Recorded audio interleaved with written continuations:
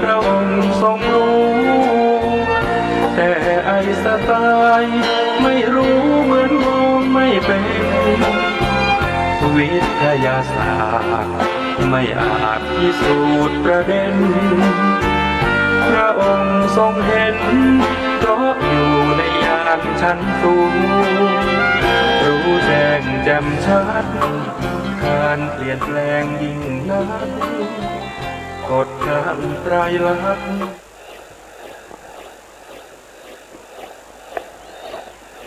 พุทธังสรณังกัจฉามิธัมมังสรณังกัจฉามิ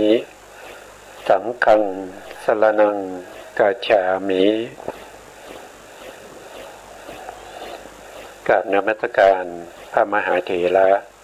พระสังฆาธิการพระเถรานุเถระสวัสดีท่านผู้ฟังและผู้ชมทุกท่านที่ติดตามในรายการพระไตรปิฎกลอยฟ้าครั้งนี้เป็นครั้งที่23ในเรื่องของโพธิปักขิยธรรมโพธิปักขิยธรรมเป็นธรรมที่เป็นฝักใฝ่แห่งมรรคญาณเป็นธรรมที่ทำให้เราได้มรรคได้ผลเราก็พูดถึง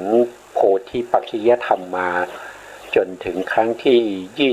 23เรายังไม่ได้เข้าในรายละเอียดของธรรมที่เกี่ยวเนื่องกับโพธิปักขิยธรรมนั่นก็คือได้แก่สติปัฏฐาน4สมปัฏฐาน4อิทธิบาท4อินทรีย์5พละ5โพชฌงค์7มรรคมีองค์8เรายังอยู่ในส่วนที่ยังไม่เข้าในหมวดธรรมข้อใดข้อหนึ่งนะครับเรายังอยู่อธิบายในเรื่องของโพธิปักขิยธรรมอยู่นะครับก็ต่อกันหลายครั้งแล้วนะครั้งที่แล้วเนี่ยผมก็พูดถึงในเรื่องของวิสุทธิวิสุทธิ7วิสุทธิ7ซึ่งวิสุทธิ7เนี่ยก็เป็นผลของการที่เราเจริญวิปัสสนาเนี่ยพอดีที่ต้องนำมาพูดก่อนก็เพราะว่าหนึ่งก็คือในเรื่องของวจนะถะท่านได้อธิบายท่านได้เอ่ยถึงวิสุทธิ7อยู่นะครับในวจนะถะของโพธิปักขิยธรรมนะเดี๋ยวก็มาดูนิดหนึ่งก็ได้นะครับว่าทำไมเรามาถึงตรงนี้ได้นะครับเราก็มาดูรายละเอียดเนี่ยตรงนี้นะครับท่านพูดถึงวิสุทธิทั้ง6ในคาถาแสดงที่เกิดของโพธิปักขิยธรรม37ประการสัพเพโลกุตเลโหตินวาสังกัปปะปีติโยโลกีเยปิยถาโยคังฉัพพิสุทธิปวัตติยังถ้าแปลมาก็คือโพธิปักขิยธรรม37ประการทั้งหมดนี้ย่อมเกิดขึ้นในโลกุตละจิตสัมมาสังกัปปะมรรคปีติโพชฌงค์ทั้งสองนี้ย่อมไม่เกิดในโลกุตละจิตบางดวงนะครับไม่เกิดในโลกุตละจิตบางดวงนี้ไม่เกิดคืออะไรก็คือสัมมาสังกัปปะสัมมาสังกัปปะได้แก่ตัววิตกเนี่ยจะเกิดเฉพาะในปฐมฌานเท่านั้นนะครับถ้าผู้ที่เป็นเขาเรียกว่าสมถญาณิกเป็นบุคคลที่ปฏิบัติเรื่องของสมาธิมาก่อนแล้วก็ใช้สมาธิในการที่จะมาเจริญวิปัสสนาตั้งแต่ฌานที่2ขึ้นไปก็คือบุคคลที่ได้โลกียฌานมาก่อนตั้งแต่ฌานที่2ขึ้นไปแล้วก็ใช้ฌานที่2นั้นมาเจริญวิปัสสนาบุคคลนั้นมักมีองค์8เนี่ยก็จะไม่มีสัมมาสังกัปปะนะครับไม่มีสัมมาสังกัปปะตัวที่เราเรียกว่าเป็นตัวที่ตึกในกุศลสังกัปปะ3ไม่มีองค์นี้ไม่มีเพราะฉะนั้นมรรคก็จะมีอยู่7องค์เท่านั้นมีสัมมาทิฏฐิสัมมาวาจาสัมมากัมมันตะสัมมาอาชีวะสัมมาวายามะสัมมาสติแล้วก็สัมมาสมาธิตั้งแต่ฌาน2ขึ้นไปไม่มีวิตก แล้วก็ปิติสัมโพชฌงค์ท่านพูดถึงปิติเนี่ยนะครับปิติสัมโพชฌงค์นะปิติสัมโพชฌงค์เป็นองค์ฌานเหมือนกันนะครับปิติเนี่ยจะเกิดกับจิตที่มีเวทนาเป็นสมนัตเพราะฉะนั้นปฐมฌานทุติยฌานตติยฌานจตุทัชฌานนะครับหนึ่งนะครับเราไล่ตัวองค์ฌานก่อนนะครับองค์ฌานในปฐมฌานมีองค์ฌาน5ก็จะมีวิตกวิจารปิติ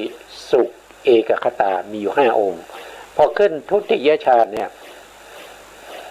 ถ้าว่าโดยจตุกนัยเนี่ยท่านจะละวิตกกับวิจารพร้อมกันในทุติยฌานแต่ถ้าว่าโดยปัญจมฌานในอภิธรรมเนี่ยท่านจะละเฉพาะตัววิตกนะครับเรา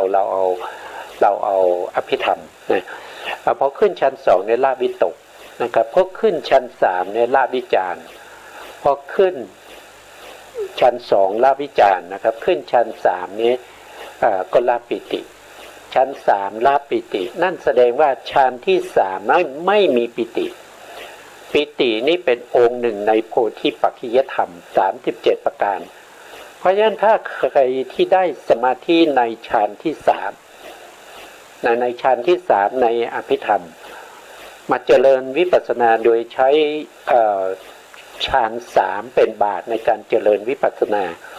เพราะฉะนั้นเวลามรรคเกิดขึ้นน่ะก็จะไม่มีปิตินะครับไม่มีปิตินะแล้วมีอะไรเป็นองค์ฌานก็จะมีสุขกับเอกคตานะสุขกับเอกคตาก็จะเป็นองค์ฌานเอกคตาหมายถึงตัวสมาธิที่เป็นสมาธิระดับที่3เรียกว่าตติยฌานกับสุของค์ฌานก็จะเหลือ2เท่านั้นเองนะตามที่ท่านพูดถึงตรงนี้นะครับย่อมเกิดในโลกุตระจิตบางดวงสัมมาสังกัปปะย่อมไม่เกิดในโลกุตระจิตทุติยฌานขึ้นไปนะครับปิติก็ย่อมไม่เกิดในจตุทัชฌานนะครับก็คือฌานที่4นะจตุทัชฌานและปัญจมฌานฌาน4ฌาน5ไม่มีปิตินะไม่มีปิตินะในโพธิปัจจยธรรม37ประการเหล่านี้เมื่อเวลาสำเร็จเป็นวิสุทธิทั้ง6เนี่ยตรงเนี้ยพูดถึงวิสุทธิทั้ง6ผมก็นำเอาวิสุทธิทั้ง6เนี่ยมาอธิบายให้พวกเราได้ฟังกันนะครับยกเว้นนะท่านบอกว่ายกเว้นเฉพาะวิสุทธิ7นั่นก็คือญาณทัศนวิสุทธิซึ่งเป็นวิสุทธิ7วิสุทธิ7นั้นหมายถึงมรรคญาณแล้วหมายถึงได้มรรคแล้วนะครับได้มรรคแล้วนะแม้ในโลกิยกุศลกิริยาจิต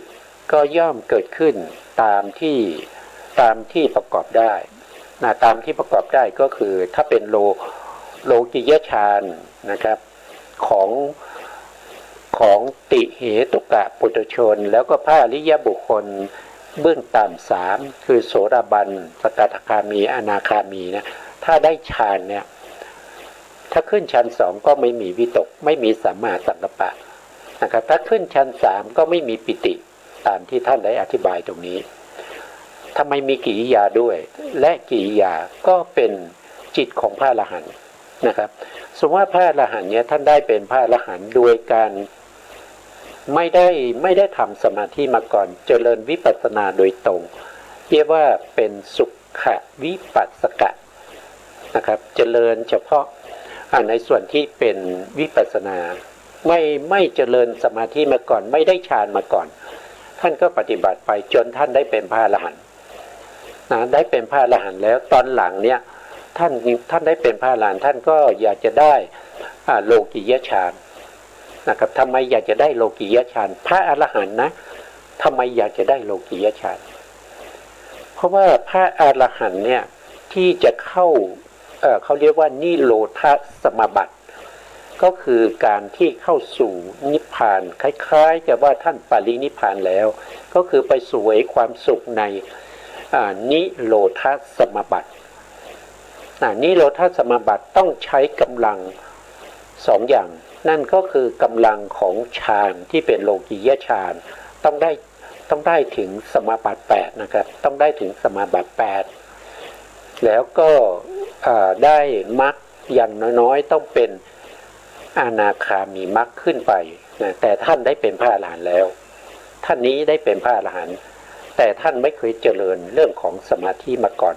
เพราะฉะนั้นถ้าท่านต้องการที่จะเข้านิโรธสมาบัติซึ่งเป็นการเสวยความสุขของพระนิพพานเหมือนกับท่านปรินิพพานไปแล้วเนี่ยท่านจะต้องได้โลกิยฌานด้วยเพราะฉะนั้นท่านก็กลับมาเจริญสมาธิแต่การเจริญสมาธิของท่านก็ไม่ยากเพราะท่านไม่มีนิวรณ์แล้วท่านเป็นพระอรหันต์แล้วท่านก็สามารถที่จะทำโลกิยฌานไปเรื่อยๆจนได้สมาบัติ8เสร็จแล้วท่านก็ใช้สมาบัติ8แล้วก็วิปัสสนาในการสลับกันในการที่จะให้เข้านิโรธสมาบัติ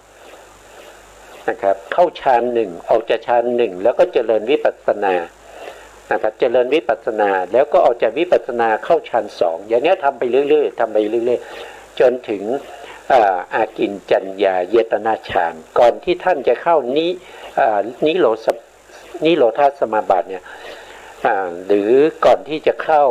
เนวสัญญานาสัญญาท่านก็จะมีการอธิษฐานให้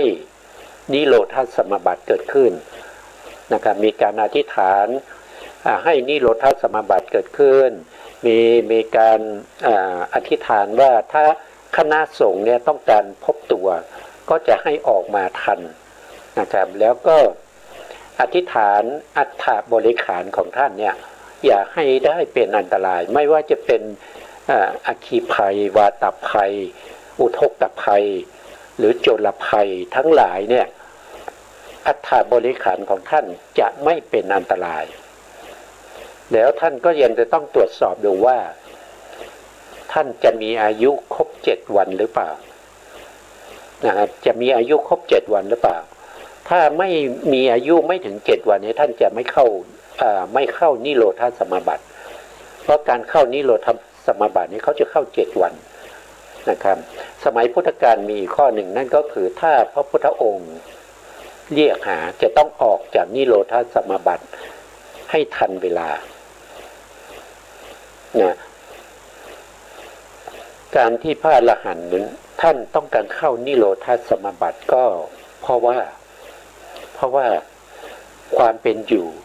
ที่เป็นไปในโลกิยะที่เป็นอยู่ปัจจุบันเนี่ยที่ต้องมีญาติโยมมาพบคนนั้นจะมาทำอันนั้นคนนี้จะมาถวายอันนี้คนนี้มาปรึกษาเรื่องนั้นเรื่องนี้นะครับใครๆก็อยากจะพบกับพระอรหันต์เพราะฉะนั้นพระอรหันต์ก็จะต้องที่ยังมีชีวิตอยู่ก็ต้องมีการปฏิสันถานกับญาติโยมกับพระภิกษุทั้งหลายที่มาพบเนี่ยมันเป็นเรื่องที่วุ่นวายพระอรหันต์ท่านจะต้องการความสงบท่านต้องการวิเวกท่านไม่ต้องการให้มีลักษณะอย่างนี้เพราะฉะนั้นท่านก็จะหาเวลาปิดตัวไปเข้านิโรธสมาบัติเพราะนิโรธสมาบัติเนี่ยคล้ายๆกับว่าท่านปรินิพพานแล้วเพราะบุคคลที่เข้านิโรธสมาบัติได้เนี่ยเป็นบุคคลที่จะต้องได้สมาบัติ8แล้วก็ได้เป็นอย่างน้อยๆเป็นพระอนาคามีนะครับแล้วเวลาเข้านิโรธสมาบัตินี้จิตตชรูปจะต้องดับนะจิตตชรูปจะไม่เกิดอีกแล้วนะครับในช่วงที่อยู่ในนิโรธสมาบัติแล้วก็จิตของท่านก็จะไม่มีจะดับนะครับเจตสิกก็จะดับนะครับส่วนที่เหลือก็จะเหลือกรรมชรูปอาหารชรูปอุตุชรูปยังคงอยู่อย่างรักษาไว้ซึ่งสภาวะของร่างกายนั้นอยู่ด้วยการอธิษฐานก่อนเข้านิโรธธรรมบัติอันนี้ก็เป็นการที่ท่านต้องการความสงบเหมือนกับท่านปรินิพพานไปแล้วถ้าเราไม่ได้เป็นพระอรหันต์เราไม่รู้ถ้าเราไม่ได้เป็นพระอนาคามีเราไม่รู้ว่าการเข้านิโรธสมาบัติเป็นยังไงมีความสุขยังไงนะครับอันนี้เป็นอุปนิสัยของพระอรหันต์ทั้งหลายนะครับที่ต้องการเข้านิโรธสมาบัติคล้ายๆกับว่าปรินิพพานไปแล้วเพราะฉะนั้นท่านก็จะกลับมาเจริญวิปัสสนาในขณะท่านก็กลับมาเจริญในเรื่องของสมาธิเวลาที่ ที่จิตของท่านได้ปฐมฌานจิตนั้นก็คือกิริยาจิตก็คือตรงนี้นะครับกิริยาจิตไม่ว่าจะเป็นปฐมฌานทุติยฌานตติยฌานจตุทัชฌานปัญจมฌานจะต้องเป็นกิริยาเท่านั้นนะครับไม่ใช่กุศลแต่เป็นกิริยาปฐมฌานกิริยาจิตทุติยฌานกิริยาจิตตติยฌานกิริยาจิตจตุทัชฌานกิริยาจิตปัญจมฌานกิริยาจิตอากาสานัญจายตนะกิริยาหรือวิญญาณัญจายตนะกิริยาอากินจัญญายตนะกิริยาแล้วเข้านิโรธะแล้วก็เข้า โทษทีเข้าอากาสานัญจายตนะก็เป็นกิริยาหลังจากเข้าอากาสานัญจายตนะสองขณะจิตหลังจากนั้นจิตของท่านจะดับจิตจะไม่เกิดในช่วงระยะเวลา7 วันที่ท่านเข้านิโรธสมาบัติจิตเจตสิกแล้วก็จิตตชรูปไม่เกิดดับหมดเหลือแต่กัมมชรูปอุตุชรูปอาหารชรูปยังคงอยู่นะหลังจากครบ7 วันแล้วท่านก็จะออกมาจิตก็จะเกิดขึ้นอีกนะครับจิตก็เกิดขึ้นอีกเจตสิกเกิดขึ้นอีกแล้วก็จิตตชรูปก็เกิดขึ้นอีกตอนที่ท่านออกจากนิโรธสมาบัติก็เป็นลักษณะอย่างนี้นะครับใครไม่ได้ก็ไม่รู้นะครับถ้าอยากรู้ก็ปฏิบัติให้ถึงก็แล้วกันนะครับแล้วก็สามารถที่จะยังรู้ได้นะ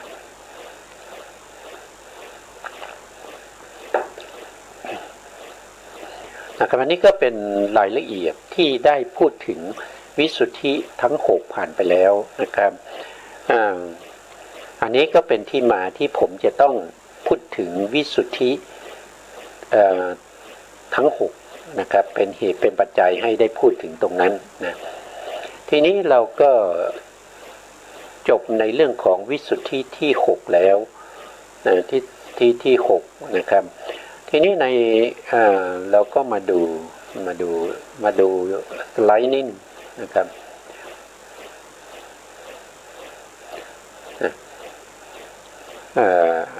อันนี้เดี๋ยวนะครับตรงนี้เนี่ยวิสุทธิที่6เนี่ยครั้งที่แล้วเราพูดถึงแล้วว่าวิสุทธิที่6ก็คือปฏิปทาญาณทัศนวิสุทธิความบริสุทธิ์ในการเห็นแจ้งของญาณอันเป็นเครื่องดำเนินไปสู่มรรคปฏิปทาโดยส่วนเดียวอันนี้ดำเนินไปถูกต้องละข้ามพ้นจากวิปัสสนูปกิเลสมาละสรุปแล้วก็จะมีอยู่ญาณ9เบื้องต้นนะครับหรือ8ครึ่งนะครับ8ครึ่งนะเพราะว่า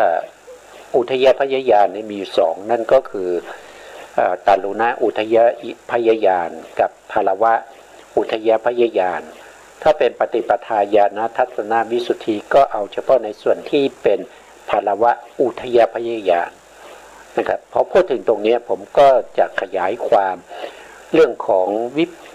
วิปัสสนาญาณนะครับเราก็มาดูรายละเอียดนะวิปัสสนาญาณนะครับ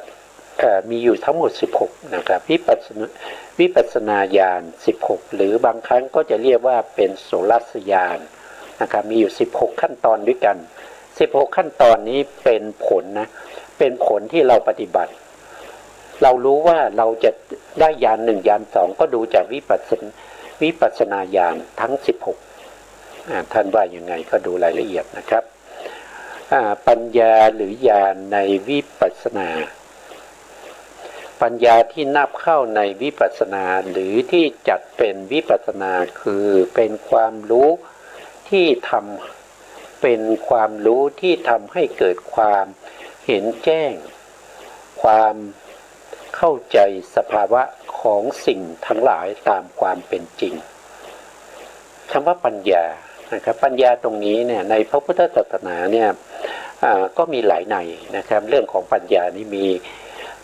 บางที่ท่านก็พูดถึงปัญญา3นะครับบางที่ก็พูดถึงปัญญา5บางที่ก็พูดถึงปัญญา6นะครับที่มากเท่าที่ก็จะพูดถึงปัญญาทั้งหมด 73ประการด้วยกันนะครับในปฏิสัมภิธามรรคนะครับในคุตกานิกายนะทีนี้ถ้าพูดถึงตรงนี้เราเอาแค่ย่อๆนะครับเพราะว่าปัญญาเนี่ยปัญญาก็จะว่าโดยปัญญา6อย่างด้วยกันนะที่ใช้โดยเรื่องของวิปัสสนาญาณก็จะพูดถึงปัญญา6อย่างปัญญา6อย่างปัญญา6อย่างนั้นก็คือได้แก่หนึ่งก็คือกัมมะสกตาสัมมาทิฏฐิกัมมะสกตาสัมมาทิฏฐิก็คือมีปัญญาเชื่อในเรื่องของกรรมและการให้ผลของกรรมบุคคลที่จะปฏิบัติวิปัสสนาจะต้องมีความเชื่ออย่างนี้จะต้องมีศรัทธาในเรื่องของกรรมเชื่อในเรื่องของกรรมเชื่อในการให้ผลของกรรมนะครับว่ากรรมนี้เป็นธรรมชาติให้ผลตามหน้าที่ให้ผลตามฐานะให้ผลตามน้ำหนักของกรรมเหล่านั้นนะครับกรรมก็จะมีถ้าว่าโดยย่อๆมีอยู่2อย่างก็คือนานะคณิกากรรมกับสหชาตกรรมนะครับก็จะมีอยู่2อย่างสหชาตกรรมก็คือกรรมที่เกิดร่วมกับจิตนั้นเรียกว่าตัวเจตนาถือว่าเป็นกรรมเจตนาคือความจงใจปรุงแต่งวาจาปรุงแต่งกายปรุงแต่งมโนกรรมนะครับให้กระทำสิ่งต่างๆตามที่ตัวเจตนาพาให้ทำไปอันนี้ก็คือกรรมสกตาสัมมาทิฏฐิต้องเชื่อในเรื่องของกรรมถึงจะเจริญเรื่องของวิปัสสนาได้สามารถที่จะได้วิปัสสนาญาณก็คือวิปัสสนาปัญญานะครับรู้แจ้งเห็นจริงในสภาวธรรมตามความเป็นจริงปัญญาที่2นั้นก็คือได้แก่ฌานปัญญาก็คือหมายถึงว่าปัญญาที่อยู่ในฌานนะครับก็คือปฐมฌานทุติยฌานตติยฌานจตุตฌานปัญจมฌานนะครับแล้วก็อากาสานัญจายตนะฌานวิญญาณัญจายตนะฌานอากินจัญญายตนะฌานเนวสัญญานาสัญญายตนะฌานอันนี้คือปัญญาที่อยู่ในฌานนะข้อที่3นั่นก็คือปัญญาที่อยู่ในเขาเรียกว่าวิปัสสนาปัญญานะครับก็คือปัญญาที่สามารถจะกำหนดรอบรู้เรื่องของรูปนามได้นะครับสามารถเห็นปัจจัยของรูปนามได้ต้องมีปัญญานะครับถ้าไม่มีปัญญามองไม่เห็นปัญญานั้นต้องมีกำลังด้วยต้องได้สมาธิเป็นตัวอุ่นหนุนสมาธิต้องถึงระดับอุปจารสมาธิวิปัสสนาญาณถึงจะสามารถเห็นนามรูปตามความเป็นจริงได้อันนี้เป็นปัญญาในวิปัสสนาเมื่อมีปัญญาในวิปัสสนา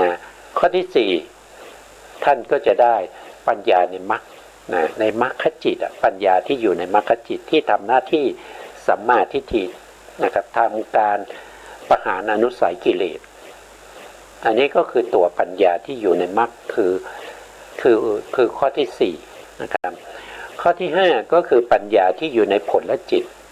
เมื่อมรรคจิตเกิดขึ้นทำหน้าที่เสร็จแล้วดับไปผลจิตก็จะเกิดขึ้นอีกผลจิตเกิดขึ้นปัญญาที่อยู่ในผลนั่นแหละเราก็เรียกว่าปัญญาในผลจิตนะอันนี้เป็นข้อที่5นะครับแล้วข้อที่6ก็คือปัญญาที่อยู่ในปัจจิเวกขณะวิถีในการที่จะพิจารณาในเรื่องของมรรคเรื่องของผลเรื่องของกิเลสที่ละได้กิเลสที่ยังคงเหลือพิจารณาพระนิพพานนะครับถ้าเรายังไม่ได้เป็นพระอรหันต์เรายังไม่ได้อรหันตมรรคเราจะต้องพิจารณา5อย่างก็คือพิจารณามรรคที่เราได้ว่าเป็นมรรคระดับไหนเป็นโสดาเป็นสกทาคาเป็นอนาคามีนะหรือว่าเป็นพระอรหันต์หรือว่าเป็นอรหันตมรรคแล้วก็พิจารณาผล ว่าผลเป็นระดับไหนเป็นโสดาปัตติผลสกทาคามิผลอนาคามิผลหรืออรหันตผลแล้วก็พิจารณากิเลสที่ละได้อย่างเช่นโสดาบันเนี่ยละอนุสัยกิเลสที่เป็นทิฏฐานุสัยกิเลสกามราคานุสัยกิเลสที่เป็นหยาบๆนำไปสู่อบายอย่างเงี้ยเขาละได้เขาต้องรู้นะเขาก็ต้องมีการพิจารณาในปัจเจเวคขณวิถีแล้วก็กิเลสที่เหลืออะไรบ้างนะครับแล้วก็พิจารณาพระนิพพานพระนิพพานนี้เป็นอารมณ์ของมรรคจิตและก็ผลจิตที่เป็นอะไรมรรคเป็นโสดามรรคโสดาปฏิมรรคโสดาปฏิผลอย่างเงี้ยเป็นพระนิพพานของโสดาบันอย่างนี้ก็จะต้องพิจารณาแต่ถ้าเป็นพระอรหันต์เนี่ยพระอรหันต์จะไม่มีการพิจารณาในเรื่องของกิเลสที่เหลืออยู่เพราะไม่มีให้พิจารณาเพราะฉะนั้นพระอรหันต์จะมีการพิจารณาอยู่4อย่างก็คือพิจารณาหนึ่งก็คือพิจารณามรรคที่ได้ว่าเป็นอรหันตมรรคพิจารณาผลเป็นอรหันตผลพิจารณากิเลสที่ละได้คืออะไรแล้วก็พิจารณานิพพานก็พิจารณา4อย่างอันนี้อยู่ในปัจเจเวคขณวิถีตามแก่บุคคลที่ได้มรรคนั้นๆนะครับว่าได้มรรคอะไรก็พิจารณาตามนั้นนะสิ่งพวกนี้ถ้าท่านเข้าสู่วิถีของมรรคญาณแล้วท่านก็จะดำเนินไปอย่างนี้เป็นขั้นตอนอย่างนี้เป็นไปโดยธรรมชาตินะครับเป็นไปโดยธรรมชาติไม่มีใครมาบังคับให้คุณนะคุณได้มรรคแล้วคุณต้องพิจารณาอย่างนี้นะอย่างนี้ไม่ใช่นะผู้ที่ได้เขาจะรู้เองนะครับเขาจะรู้เองเพราะอะไรเพราะว่าวิปัสสนาเป็นปัญญานะครับเป็นเรื่องของปัญญานะครับไม่มีใครมาบอกนะครับว่าคุณได้มรรคแล้วคุณจะต้องพิจารณาอย่างนี้นะอย่างนี้นะไม่ใช่เป็นโดยธรรมชาติเป็นวิถีที่สืบเนื่องต่อไปโดยเป็นเมื่อเราเข้าสู่วิปัสสนาวิถีวิปัสสนาญาณมันจะเป็นไปตามขั้นตอนของมันแต่ถ้าเราไม่ได้มันก็เป็นไปไม่ได้เราก็เป็นไปทางโลกียะนะครับเห็นแล้วก็ยินดีพอใจได้ยินเสียงแล้วก็ชื่นชมยินดีหรือว่าเสียงที่เราไม่ต้องการก็เกิดโทสะอย่างเงี้ยมันก็เป็นไปตามธรรมชาติมีไหมวันหนึ่งเนี่ยที่เราไม่มีความยินดีไม่ชอบใจนะครับไม่มีความฟุ้งซ่านเลยในวันหนึ่งในชีวิตประจำวันเรามีไหมเราบังคับได้ไหมว่าวันนี้ตลอดทั้งวันเนี่ยผมต้องไม่มีฟุ้งซ่านผมต้องไม่มีอุทธัจจะผมจะต้องตั้งจิตใจให้มั่นคงไม่ยินดีไม่เสียใจในกุศลในอกุศลทั้งหลายจะทำได้ไหมนะครับสิ่งเหล่านี้เป็นสิ่งที่เราต้องฝึกให้เกิดขึ้นทำไมเราต้องฝึกเพราะว่าเราไม่เคยมีความชินกับในเรื่องเหล่านี้เลยตั้งแต่เราเกิดมาเนี่ยเราไม่เคยคิดเลยว่าวันนี้เราจะตั้งจิตของเราให้เป็นกุศลใช่ไหมครับตั้งจิตของเราให้เป็นกุศลตลอดทั้งวันนะครับเราจะไม่ให้ดีใจเสียใจไม่ให้เกิดโลภะไม่ให้เกิดโทสะไม่ให้เกิดอุทธัจจะคือความฟุ้งซ่านไม่ให้เกิดถีนมิทะคือความง่วงเหงาความเศร้าส้อยความหดหู่ใจความท้อถอยความซึมเศร้าเนี่ยมันเป็นอกุศลมันเป็นอกุศลเพราะฉะนั้นเราก็จะต้องมีการฝึกนะครับเพราะว่าจิตนี่บังคับไม่ได้นะครับมันบังคับไม่ได้แต่ฝึกได้การฝึกต้องใช้เวลานะครับต้องใช้เวลา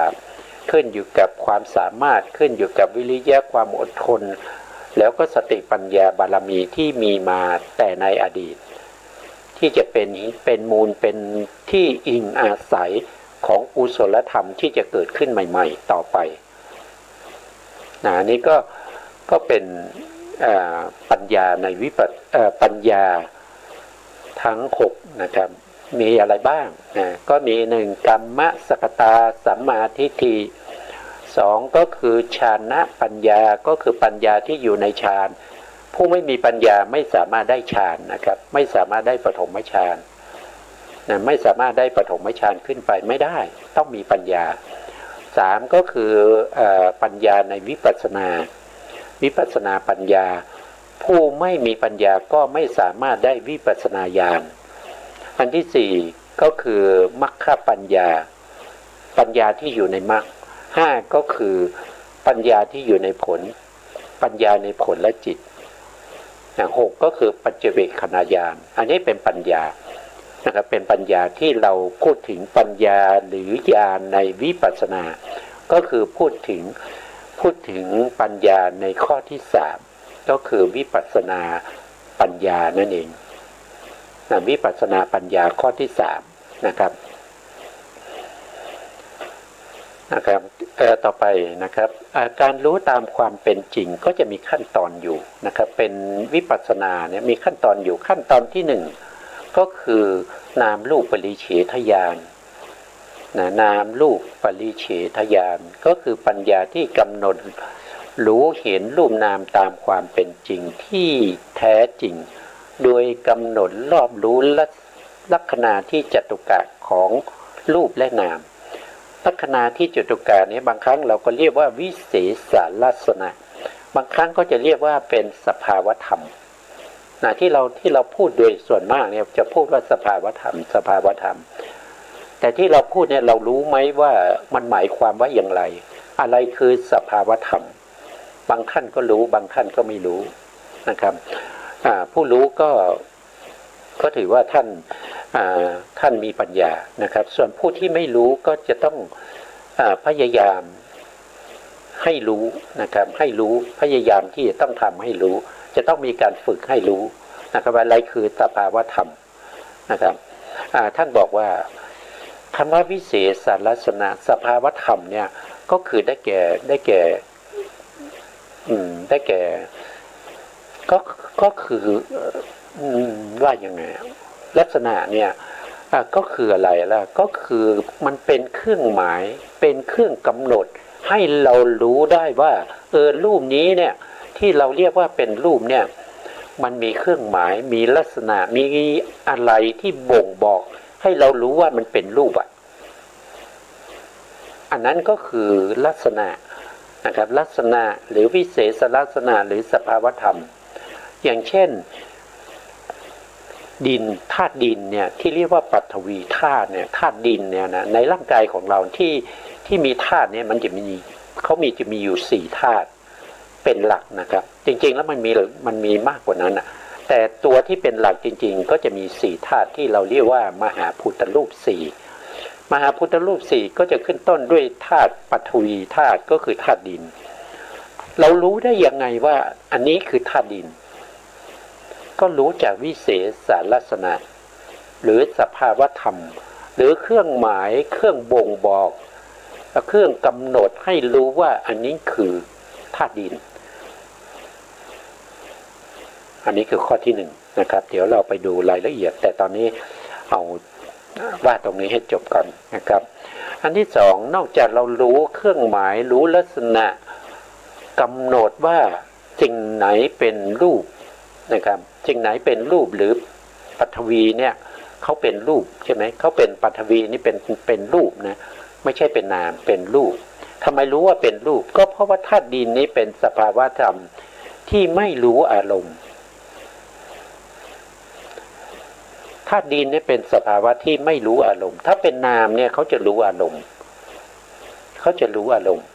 นะครับธาตุดินเป็นสภาวะธรรมที่ไม่รู้อารมณ์ต้องเข้าใจอย่างนี้เพราะว่าดินนี้จะเห็นได้ไหมดินนี้จะดมกลิ่นได้ไหมดินนี้จะฟังเสียงได้ไหมมันไม่ได้มันไม่ได้เพราะฉะนั้นมันจึงเป็นรูปนะรูปเนี่ยรับอารมณ์ไม่ได้รูปเป็นสภาวะธรรมที่ไม่รู้อารมณ์เช่นธาตุดินเป็นต้นธาตุดินธาตุน้ำธาตุไฟธาตุลมเนี่ยไม่ใช่ตัวรู้แต่เป็นตัวที่ถูกรู้เป็นอารมณ์ให้แก่นามก็คือได้แก่ตัวที่รู้นั่นคือได้แก่ตัวจิตแล้วก็เจตสิก เป็นตัวที่เข้ามารู้สภาวะธรรมของรูป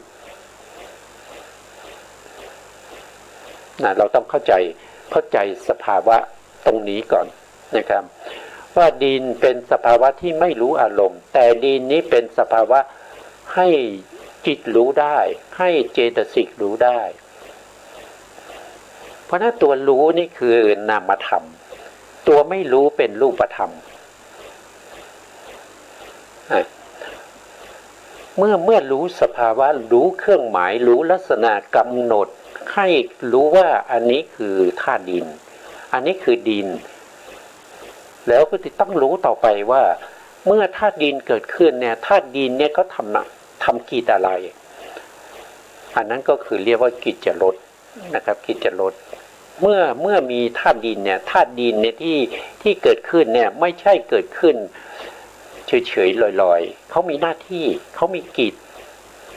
เขาคืออะไรที่บ่งบอกให้รู้ว่ากิจอย่างนี้หน้าที่อย่างนี้เป็นหน้าที่ของธาตุดินเป็นหน้าที่ของสภาวะรูปที่ไม่รู้อารมณ์เป็นสภาวะของธาตุดินที่มีลักษณะของความแข็งอย่างนี้อันนี้คือกิจนะครับกิจจรสกิจจรสตรงนี้ท่านก็อธิบายว่าคือหน้าที่แล้วก็มีสัมปติโลดด้วยสัมปติโลดก็คือความสมบูรณ์ความสมบูรณ์ก็คือธาตุดินที่มีลักษณะของความแข็งแล้วก็สามารถจะปรากฏความแข็งนั้นได้นะครับเป็นสภาวธรรมหรือความถึงพร้อมหรือคุณสมบัติ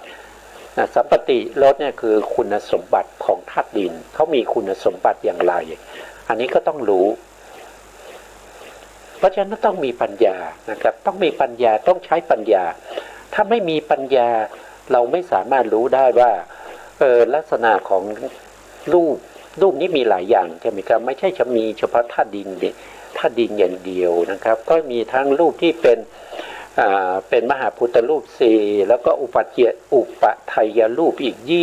24หรือบางครั้งก็เรียกว่านิพพานรูป18บางครั้งก็เรียกว่านิพพานรูป10บางทีก็เป็นโอลาลิกรูป12สุขุมรูป16อย่างเงี้ยเราก็ต้องรู้เราก็ต้องเข้าใจถ้าเราไม่รู้ไม่เข้าใจสิ่งเหล่านี้มันก็จะไม่ใช่ปัญญาสิมันก็ไม่ใช่วิปัสสนาปัญญาใช่ไหมครับไม่ใช่วิปัสสนาญาณคำว่าวิเนี่ยแปลว่าวิเศษนะครับปัสสนาวินี่คือวิเศษปัญญาคือความรู้เพราะฉะนั้นรวมกันก็จะเป็นความรู้ที่พิเศษรู้แจ้งเห็นจริงเรียกว่าวิปัสสนาญาณคือปัญญารู้แจ้งเห็นจริงปัญญาที่รู้แจ้งเห็นจริงรู้แจ้งเห็นจริงอะไรก็รู้แจ้งเห็นจริงในเรื่องของนามและรูปอะไรคือรูปอะไรคือนามเนี่ยก็สามารถรู้ได้จากวิเศษลักษณะหรือสภาวธรรมหรือถ้าเราว่าโดยรวมก็คือลักษณะที่จตุกะของรูปนั้นถ้าเราไม่รู้นี่มันไม่สามารถบอกได้นะครับถ้าเราไม่รู้เนี่ยเราไม่สามารถบอกได้ว่าสภาวธรรมนั้นเป็นรูปหรือเป็นนามเราต้องรู้นะครับเราต้องรู้ผู้ที่จะหวังความเจริญในวิปัสสนาต้องรู้นะครับถ้าผู้ที่ไม่หวังความเจริญในวิปัสสนาก็ไม่จำเป็นต้องรู้เมื่อไม่รู้ก็ต้องวนเวียนอยู่ในวัฏสงสารนี้เวียนว่ายตายเกิดอยู่ในมนุษย์กับอบายภูมิ4เท่านั้นแหละก็จะอยู่ในส่วนนี้บุญมากๆก็มาเกิดเป็นมนุษย์แล้วก็ไปเกิดในอบายต่อก็คือไม่มีปัญญาไม่สามารถรู้สภาวธรรมเหล่านี้ได้ไม่สามารถข้ามพ้นจากทุกขติภูมิพูดง่ายๆเพราะว่าผู้ที่มีปัญญาเป็นโสดาบันเขาจะปิดทุกขติภูมิก็คือปิดอบายภูมิ4ไม่ไปเกิดในอบายภูมิ4แล้วเมื่อเรารู้สภาวะนะครับรู้ลักษณะแล้วรู้หน้าที่ นะกิจลดหรือรู้สัมปติลดแล้วเรายังจะต้องตรงนี้ท่านยังเพราะในข้อที่หนึ่งนี่เป็นเขาเรียกว่านามรูปปริเฉทญาณเพราะฉะนั้นก็รู้สองอย่างนี้แหละไม่เกินสองอย่างนี้หนึ่งก็คือรู้ลักษณะสองก็คือรู้หน้าที่ของรูปหรือนามนั้นนะครับลักษณะก็เป็นเครื่องหมายบ่งบอกว่าสิ่งนี้เป็นรูปสิ่งนี้เป็นนามนะต้องรู้อย่างนี้นะแล้วท่านตรงนี้ท่านอธิบายต่อไปว่าทั้งที่เป็นสมถญาณิกสมถญาณิกก็คือหมายถึงผู้ที่เจริญสมาธินะครับเป็นผู้ที่เจริญสมาธิมาก่อนแล้วก็ใช้สมาธิเป็นบาตในการเจริญวิปัสสนาก็จะเรียกว่าเป็นสมถญาณิบุคคลสมถญาณิบุคคลนะครับสมถญาณิบุคคลเนี่ยเวลาท่านเจริญวิปัสสนาท่านจะกำหนดรู้นามก่อนนะครับรู้นามก่อนแล้วก็รู้รูปทีหลังแต่ถ้าเป็นบุคคลทั่วไปที่ไม่ได้ฌานเวลาเจริญวิปัสสนาก็จะต้องรู้รูปก่อนแล้วก็รู้นามนะเข้าใจนะครับเขาจะต้องเข้าใจนะครับไม่เข้าใจก็ต้องเข้าใจถ้าปรารถนาความเจริญในวิปัสสนาญาณปรารถนาจะเป็นพระอริยบุคคลอย่างน้อยๆก็เป็นจุลโสดาบันนะครับจุลโสดาบันก็คือบุคคลที่มีวิปัสสนาญาณนะมีวิปัสสนาญาณอย่างน้อยๆก็มีเข้าถึงพังคญาณนะครับก็คือญาณที่5ในวิปัสสนาญาณนะต่อมาก็คือและวิปัสสนานิตรงนี้ญาณิกะนะวิปัสสนาญาณิกะนะครับตรงนี้ต้องมียาด้วยนะวิปัสสนาญาณิกะบุคคลเป็นเขาเรียกว่ายาตะปริญญายาตะปริญญานี้ก็คือหมายถึงว่าเป็นปัญญาที่สามารถจะกำหนดรอบรู้ในเรื่องของนามรูปเห็นได้ว่าอันนี้คือนามอันนี้คือรูปหรือเห็นได้ว่านี้คือรูปนี้คือนามแยกออกมาได้ด้วยเครื่องหมายลักษณะคุณสมบัติของรูปและนามนั้นพร้อมทั้งหน้าที่แล้วก็กิจนะครับกิจลดหรือสัมปติลดด้วยถึงจะเข้าถึงยาตะปริญญานะยาตะปริญญานะยาตะปริญญาเนี่ยก็ถือว่าก็มีวิปัสสนาญาณ2ญาณนะครับที่เป็นยาตะปริญญาก็คือนามรูปปริเฉทญาณคือญาณที่1ญาณที่2นามรูปปัจจยปริคหายานนะครับก็คือญาณที่รู้เหตุและปัจจัยของรูปนามอันนี้เป็นญาณที่1นะครับต่อไปในญาณที่2ญาณที่2ก็คือปัจจยปริคหายานปัญญาที่กำหนดรอบรู้ปัจจัยของรูปนามหรือนามรูปนะก็ได้นามรูปตามความเป็นจริงทั้งในนามและรูปว่าล้วนแต่เกิดแต่ปัจจัยนะครับล้วนเกิดแต่เหตุปัจจัยทั้งหลายมีอวิชชาตัณหาอุปทานกรรมอาหารผัสสะมนสิการโยนิโสมนสิการหรืออโยนิโสมนสิการภวังคจิตนะพวกนี้เป็นเหตุให้เกิดพูดโดยรวมนะครับเป็นเหตุให้เกิดนามและรูปนามก็จะมีถ้าเราว่าโดยขันธ์นะนามก็คือเวทนาขันธ์สัญญาขันธ์สังขารขันธ์วิญญาณขันธ์พวกนี้ถือว่าเป็นนามเพราะสามารถรู้อารมณ์ได้เป็นตัวรู้นะครับรู้สิ่งต่างๆรู้สีรู้เสียงรู้กลิ่นรู้รสรู้ถูกต้องสัมผัสเย็นร้อนอ่อนแข็งหย่อนตึงสามารถนึกคิดตึกตองได้เรียกว่าเป็นนาม แต่ตัวที่ไม่สามารถที่จะรู้อะไรได้เลยนั่นคือรูปนะตามในแห่งนะครับอันนี้ก็คือต้องรู้อย่างนี้นะครับรู้อย่างนี้ตามในแห่งอภิธรรมคือทั้งหมดที่ว่ามานี้เป็นในแห่งอภิธรรมจริงๆแล้วก็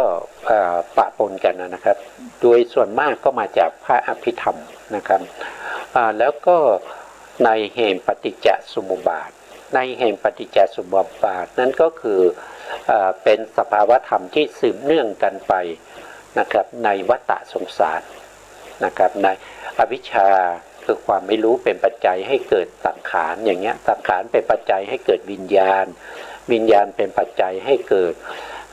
นามรูปเป็นปัจจัยให้เกิดสลายยตนะเป็นปัจจัยให้เกิดผัสสะเป็นปัจจัยให้เกิดเวทนาอย่างนี้เป็นต้นนะครับอันนี้เรียกว่าเป็นปฏิจจสมุปบาทปฏิจจสมุปบาทเนี่ยผู้ที่ใช้ปฏิจจสมุปบาทในการเจริญวิปัสสนาจนได้เป็นพระอรหันต์นี้ก็พระสัมมาสัมพุทธเจ้านะครับสมัยที่บำเพ็ญเพียรนะครับวันคืนที่จะตรัสรู้เป็นพระสัมมาสัมพุทธเจ้าคืนวันวิสาขบูชาพระพุทธองค์ใช้ปฏิจจสมุปบาทในการพิจารณาในการที่ไต่ตองในเรื่องของปฏิจจสมุปบาทนะแล้วก็ได้ตรัสรู้เป็นพระอรหันต์นะครับหรือนะครับท่านก็บอกว่าหรือตามในอิทัปปัจจยตาก็คือจะพูดถึงในเรื่องของอำนาจของปัจจัยด้วยอย่างเช่นอวิชชาเป็นปัจจัยให้เกิดสังขารเนี่ยด้วยอำนาจอะไรเป็นตัวที่มาจัดแจงให้อวิชชาเนี่ยให้ผลมาเป็นสังขารเนี่ยอะไรเป็นตัวทำด้วยอำนาจอะไรอันนี้พระพุทธองค์ก็ใช้ในการพิจารณานะครับใช้ในการที่ตึกตองเรื่องพวกนี้นะครับด้วยความเป็นเหตุและปัจจัยในญาณที่สองนะครับก็คือปัจจยปริฆายานคือหมายถึงได้ญาณแรกแล้วนะครับอยู่ๆมาตึกตรงนี้เนี่ยมันก็จะข้ามขั้นตอนไม่รู้รูปนามแต่สามารถมาตึกตรงนี้ได้มันก็เป็นบุคคลที่เหนือความธรรมดานะครับเหนือกว่าพระพุทธองค์แล้วนะครับโดยความเป็นเหตุเป็นผลทั้งสิ้นเป็นเหตุเป็นผลทั้งสิ้นเลยไม่มีอะไรที่เกิดมาลอยๆอยากเกิดก็เกิดขึ้นมาอยากมีก็มีขึ้นมาอยากดับก็ดับขึ้นมานะครับตายแล้วก็จบกันเราเกิดมาเฉพาะชาตินี้ชาติเดียวนะครับเราทำบุญก็ไม่ได้บุญทำบาปก็ไม่ได้บาปเกิดแล้วก็ตายแล้วก็จบเนี่ยนั่นมันนะอย่างนี้คือไม่สามารถที่จะได้วิปัสสนาญาณไม่สามารถที่จะเข้าถึงปัญญาที่เรียกว่ากัมมัสสกตาสัมมาทิฏฐินะครับไม่สามารถเจริญวิปัสสนาญาณได้บุคคลเหล่านี้นะในข้อที่สองคือปัจจยปริฆหายานเนี่ยจะต้องรู้อะไรก็คือหนึ่งก็คือจะต้องรู้ปัจจุปฐานของรูปและนามปัจจุปฐานคืออะไรก็คืออาการปรากฏในปัญญาของบัณฑิตก็คือว่ารูปที่เกิดขึ้นมาอย่างเช่นปฐวีรูปเนี่ยที่เกิดขึ้นมาเนี่ยที่เรารู้เนี่ยเรารู้ลักษณะแล้วว่าอันนี้คือปฐวีธาตุเพราะเราสามารถที่จะรู้ได้ด้วย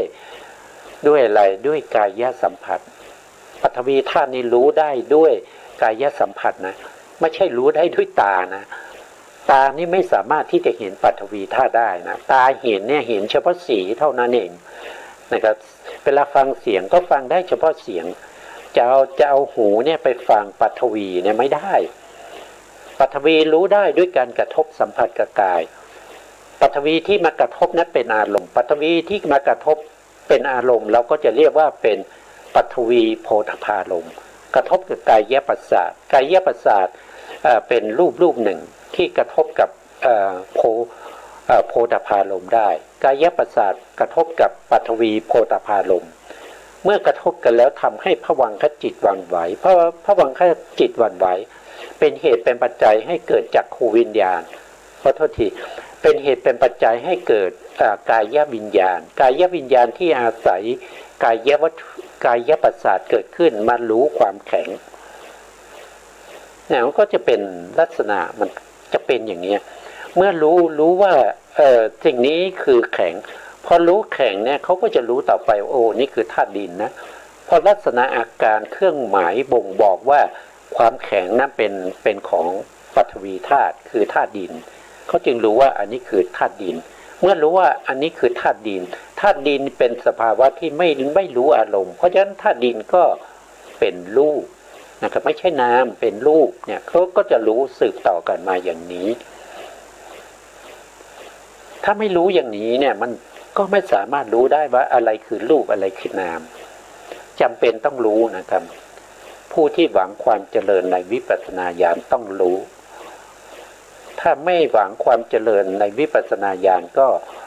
ตามอัธยาศัยนะครับคือลักษณะอาการปรากฏคือธาตุดินเนี่ยเขามีอาการปรากฏอยู่ตลอดเวลา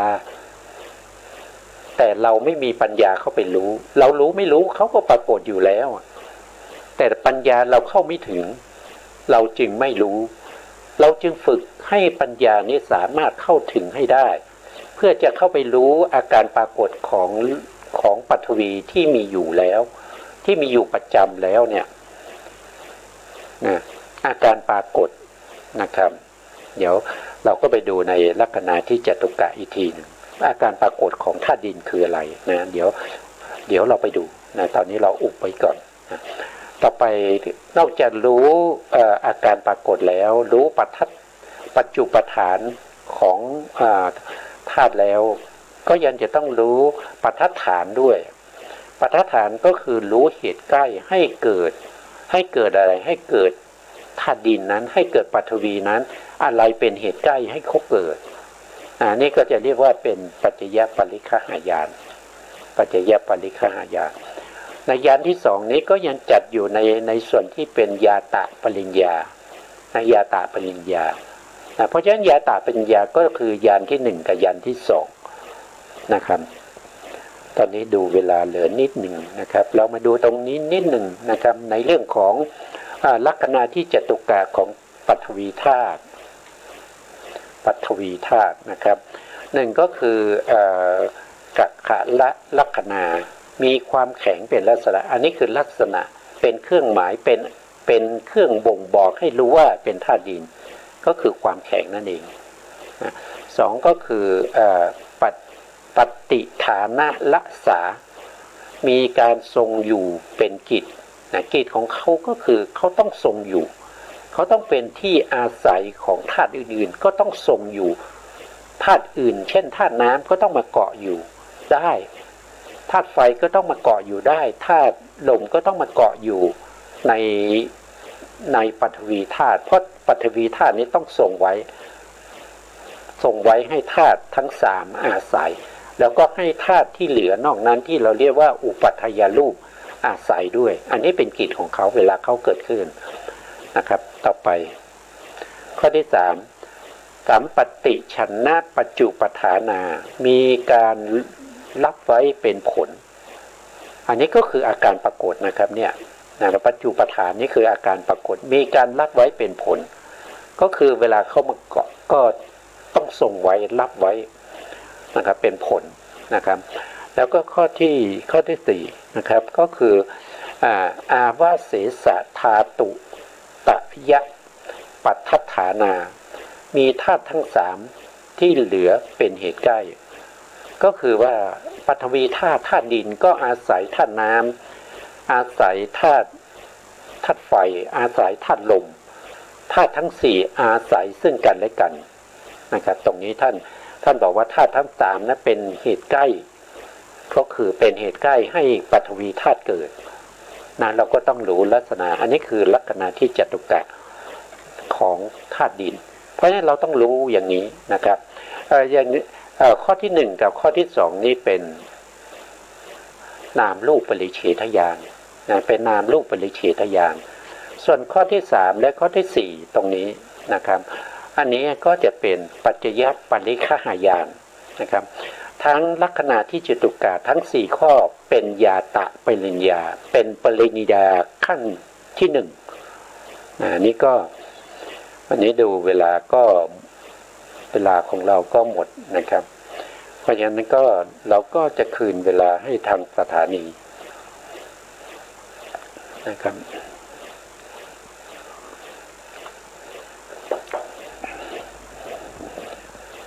ขอกราบขอบพระคุณพระครูสมุทรวิสุวัตรวรกิจโจผู้อำนวยการสถานีวิทยุเพื่อการศึกษาพระพุทธศาสนาและวัฒนธรรม FM 104.5 เมกะเฮิรตซ์วัดฝายหินจังหวัดเชียงใหม่และกราบขอบพระคุณพระครูปริยัติยานุศาสตร์ขอบคุณท่านผู้ฟังและผู้ชมทุกท่านที่ติดตามในรายการพระไตรปิฎกลอยฟ้าในเนื้อหาของพระอภิธรรมวันนี้ลาไปก่อนครับพบกันใหม่